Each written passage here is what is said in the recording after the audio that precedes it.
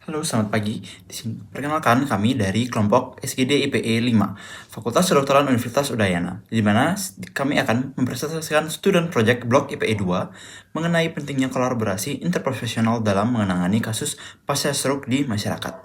Nah, selanjutnya, untuk studi kasusnya adalah Tuan G, berusia 62 tahun mengalami stroke iskemik 3 bulan yang lalu. Saat ini pasien mengalami kelemahan pada sisi tubuh sebelah kanan, hemipares pares, mengalami kesulitan berbicara atau artikulasi atau dysarthria, dan mengalami penurunan nafsu makan, serta tampak cemas dan menarik diri dari lingkungan sosial karena merasa menjadi beban keluarga. Mari kita lihat bagaimana masing-masing profesi kesehatan saling berkolaborasi. Perkenalkan, saya Yona dengan 3 digit terakhir 096 dari program studi sarjana kedokteran. Dalam kasus Tuan G, dengan komplikasi fisik seperti hemiparesis dan juga dysarthria, hingga dampak psikososial yang membuat beliau menarik diri, menjadi bukti nyata bahwa pemulihan pasca stroke adalah sebuah kerjasama tim dalam tim kesehatan.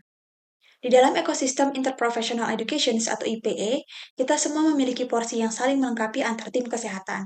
Ketika rekan-rekan perawat mengelola asuhan harian, fisioterapis berfokus pada restorasi fisik dan juga ahli gizi menangani penurunan nafsu makan pasien, disinilah peran dokter hadir.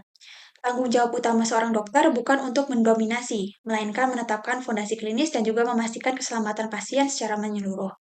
Seorang dokter bertugas untuk memetakan kondisi medis Tuan G secara makro, mengontrol faktor risiko, dan juga menjembatani komunikasi antar disiplin agar seluruh intervensi yang rekan-rekan sejawat lakukan itu dapat berjalan secara selaras, aman, dan juga tepat sasaran. Dari sudut pandang kedokteran umum, peran dokter adalah sebagai case manager yang melakukan penilaian medis secara holistik. Selain memonitor tekanan darah dan memberikan terapi farmakologis untuk mencegah stroke berulang, kami juga melakukan edukasi kepada pasien untuk merubah pola hidup menjadi lebih sehat.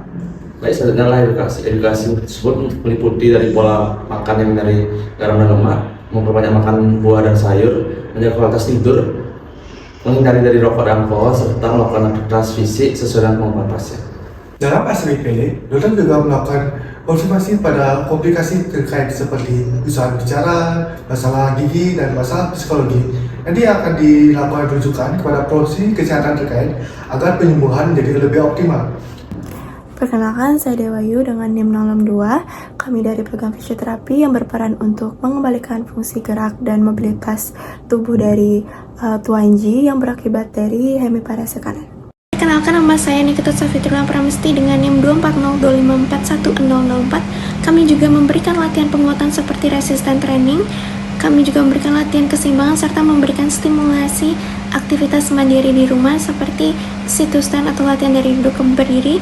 Kami juga berkolaborasi dengan perawat untuk memantau transfer pasien di rumah yang aman. Kemudian kami juga berkolaborasi dengan dokter mengenai toleransi fisik pasien saat latihan. Dari program studi kedokteran gigi, peran kami sangat penting dikarenakan pasien pasca stroke sering mengalami kelemahan otot pada wajah sehingga menyebabkan adanya sisa makanan dan juga infeksi jamur pada mulut. Hal ini menyebabkan pasien akan kesulitan karena sakit saat mengunyah dan akan menurunkan asupan nutrisinya. Kami melakukan edukasi oral hygiene khusus pasien stroke kepada keluarga dan berkolaborasi dengan perawat untuk memantau bagaimana cara pasien untuk menyikat gigi agar tidak sampai tersedak. Kenalkan, nama saya Agung Habibur Rahman dengan 3 digit terakhir 04 dari program studi kedokteran gigi. Peran kami ini sangat penting karena pasien pasca stroke ini sering mengalami kelemahan otot wajah yang memicu terjadinya penumpukan makanan dan infeksi jamur di mulut atau bisa disebut dengan oral candidiasis.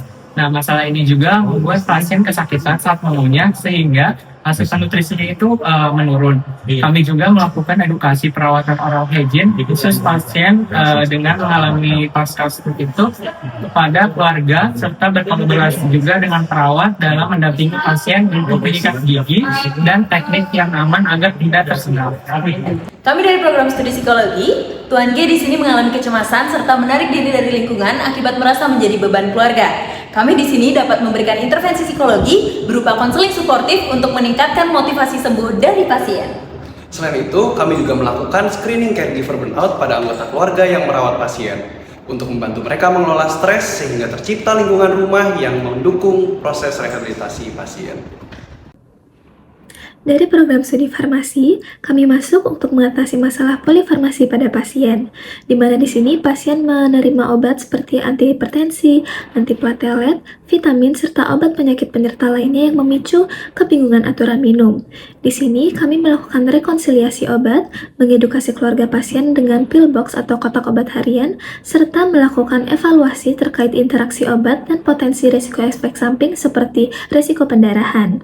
Di sini, kami juga mengingatkan bahwa keberhasilan efek terapi tidak hanya bergantung pada obat, tetapi juga kepatuhan pasien terhadap pola makan sehat, aktivitas fisik, dan gaya hidup yang dianjurkan oleh dokter.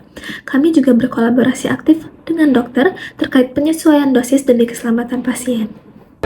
Baik, sebelumnya kami dari Program Studi Sarjana Kesehatan Masyarakat, saya Sabrina dengan 3 digit NIM terakhir 059. Saya Pabelo dengan 3 digit NIM akhir 130. Dan saya Gede Giastama dengan 3 digit NIM terakhir 004. Kesehatan masyarakat memandang stroke sebagai masalah yang dipengaruhi faktor perilaku, lingkungan, dan sistem kesehatan.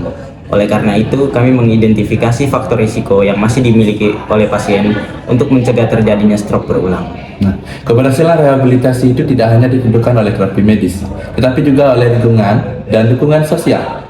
Kami Kesmas ini menilai keamanan rumah serta kelayakan dari rumah, serta mendorong keterlibatan keluarga dan masyarakat sekitar dalam proses pemulihan pasien.